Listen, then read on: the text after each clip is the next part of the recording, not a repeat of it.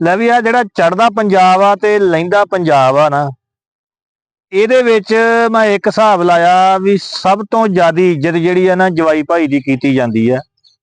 ਇਹ ਜਿਹੜਾ ਜਵਾਈ ਭਾਈ ਹੁੰਦਾ ਨਾ, ਇਹਦਾ ਇਹਨਾਂ ਦੋਵਾਂ ਮੁਲਕਾਂ ਦੇ ਵਿੱਚ ਬੜਾ ਕਿਰਦਾਰ ਆ। ਬਾਕੀ ਜਿਹੜੇ ਦੂਸਰੇ ਮੁਲਕ ਆ ਨਾ, ਉਹਨਾਂ 'ਚ ਤਾਂ ਕੁੱਤਾ ਨਹੀਂ ਭੌਂਕਦਾ ਜਵਾਈ ਭਾਈ ਨੂੰ, ਨਾ ਕਿਸੇ ਨੂੰ ਪਤਾ, ਨਾ ਕੋਈ ਗੱਲ, ਨਾ ਕੋਈ ਬਾਤ।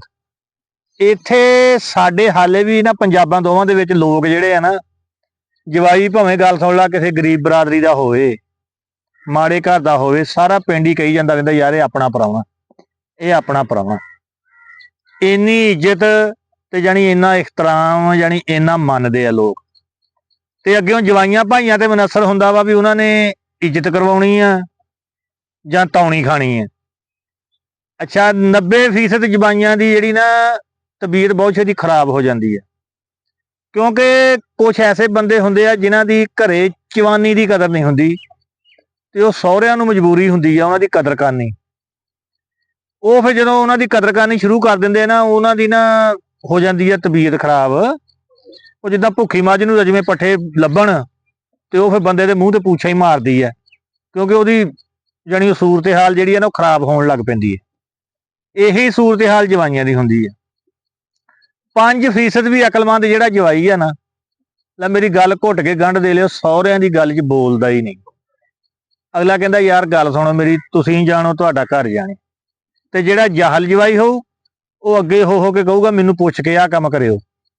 ਉਹ ਜਿੱਦਾਂ ਕਦੇ ਨਾ ਉਹ ਏਦਾਂ ਦਾ ਕੋਈ ਜਵਾਈ ਸੀਗਾ, ਉਹ ਹਟੇ ਹੀ ਨਾ ਕਰੇ, ਸਹੁਰਿਆਂ ਦੀ ਹਰ ਗੱਲ 'ਚ ਹੀ ਲੱਤ ਅੜਾ ਦਿਆ ਕਰੇ, ਹਰ ਗੱਲ 'ਚ ਹੀ ਲੱਤ ਅੜਾ ਦਿਆ ਕਰੇ। ਉਹਨਾਂ ਨੇ ਚੌਧਰੀ ਚੰਗੀ ਟੌਣੀ ਕੱਢੀ ਇੱਕ ਦਿਨ, ਤੇ ਕਹਿਣ ਲੱਗਾ ਕੋਈ ਆਖੇ ਯਾਰ ਹਯਾ ਕਰੋ, ਮੈਂ ਤੁਹਾਡਾ ਜਵਾਈ ਆ। ਤੇ ਉਹ ਅੱਗਿਓਂ ਕਹਿੰਦੇ ਵੀ ਅਸੀਂ ਇਹ ਵਾਕਿਆ ਭੁੱਲਣਾ ਚਾਹੁੰਦੇ ਆ। ਜਾਣੀ ਮਕਸਦ ਗੱਲ ਕਰਨ ਦਾ ਵੀ ਬੰਦਾ ਆਪਣਾ ਭਰਮ ਭਾਵ ਆਪ ਹੀ ਗਵਾ ਲੈਂਦਾ।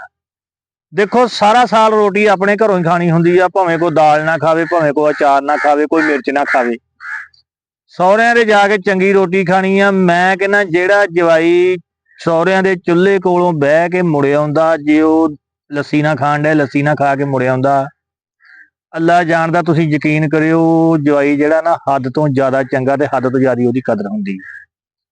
ਤੇ ਜਵਾਈ ਭਾਈ ਜਿਹੜੇ ਆ ਨਾ, ਉਹ ਪਹਿਲੀਆਂ ਦੇ ਵਿੱਚ ਵੀ ਇਦਾਂ ਹੀ ਹੁੰਦੇ ਸੀਗੇ। ਕੋਈ ਤਾਂ ਫਿਰ ਜਾ ਕੇ ਪੱਕੇ ਸਹੁਰਿਆਂ ਦੇ ਟਿਕ ਜਾਂਦੇ ਆ, ਤੈਨੂੰ ਪਤਾ, ਉਹ ਕਹਿੰਦੇ ਹੁਣ ਆਪਾਂ ਜਾਣਾ ਹੀ ਨਹੀਂ, ਇੱਥੇ ਇੱਜ਼ਤ ਬਣੀ ਆ, ਪਿੰਡ ਦਾ ਨਹੀਂ ਕੋਈ ਪੁੱਛਦਾ, ਚਲੋ ਇੱਥੇ ਹੀ ਟਿਕ ਚੱਲੋ।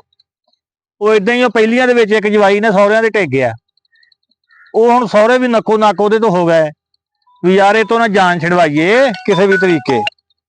ਉਹ ਜਦੋਂ ਦੇਖਿਆ ਵੀ ਨਹੀਂ ਜਾਨ ਛੁੱਟਦੀ, ਤੇ ਉਹਨਾਂ ਨੇ ਨਾ ਇੱਕ ਦਿਨ ਚੌਧਰੀ ਉਹਨੂੰ ਨਾ ਕਿਹਾ, ਉਹਨਾਂ ਨੇ ਕਿਹਾ ਯਾਰ ਗੱਲ ਸੁਣ ਲੈ ਮੇਰੀ, ਪ੍ਰਾਹੁਣਿਆਂ ਬੜਾ ਹਿਰਖ ਹੋਇਆ ਕਿ ਕੀ ਹੋਇਆ। ਨਾ ਕਿਹਾ ਤੇਰੀ ਯਾਰ ਮਾਂ ਮਰ ਗਈ। ਉਹਨਾਂ ਨੇ ਕਿਹਾ ਵੀ ਇਹਦੀ ਮਾਂ ਮਰੀ ਦਾ ਕਹਿੰਦੇ ਆ ਜਾਨ ਛੁੱਟ ਜੂ। ਉਦੋਂ ਟੈਲੀਫੋਨ ਹੁੰਦੇ ਨਹੀਂ ਸੀ, ਦੂਰੋਂ ਜਿਹੜਾ ਰਹਿੰਦਾ ਸੀ ਉਹਨੇ ਕਿਹਾ ਵੀ ਲੈ ਵੀ ਉਹ ਹੁਣ ਤਾਂ ਜਾਣਾ ਹੀ ਪੈਣਾ।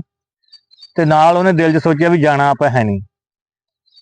ਉਹ ਹੁਣ ਉਹਨੇ ਨਾ ਗੱਲ ਸੁਣ ਲਓ ਮੇਰੀ, ਉੱਚੀ ਉੱਚੀ ਰੋਣ ਲੱਗ ਪਿਆ, ਧਾਵਾਂ ਮਾਰ ਕੇ ਰੋਈਆਂ। ਤੇ ਉੱਠ ਕੇ ਨਾ ਉਹਨੇ ਬੂਹਾ ਫੜ ਲਿਆ, ਫੱਟਾ ਬਾਹਰਲੇ ਬੂਹੇ ਦਾ ਇੱਕ ਫੱਟ ਫੜ ਕੇ ਕਹਿੰਦਾ ਉਹ ਹਾਇਓ ਮਾਂ ਮੇਰੀ, ਇਹ ਮਰ ਗਈਆਂ ਤੇ ਛੱਡ ਗਈਆਂ ਮੈਨੂੰ ਜਾਣ ਲੱਗੀ ਹੁਣ ਬਗਾਨਿਆਂ ਬੂਹਿਆਂ ਜੋਗਾ।